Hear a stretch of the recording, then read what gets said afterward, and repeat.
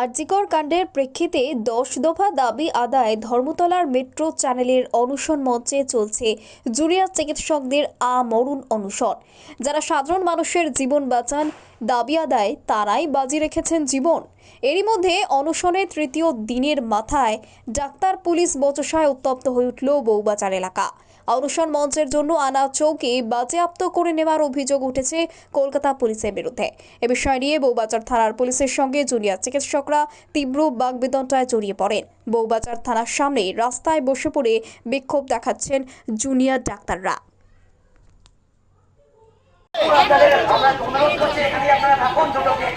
Police কারবাই পালাচ্ছে। Slogan দেন যেন এইখানে সিলতারা এই মানুষগুলো একটু জেগে ওঠে। এই যে ঘরের মধ্যে সিলতারা এই যে মানুষগুলো আছে তাদের হায় হায় হায় ওরা বলে ধিক্কার ঠিক ঠিক ধিক্কার ওরা বলে হায় হায় হায় হায় হায় ওরা বলে same same same same same same মিথ্যা মামলা মানছি না মানবো না মানছি না মানবো না মিথ্যা মামলা মানছি না মানবো না মানছি না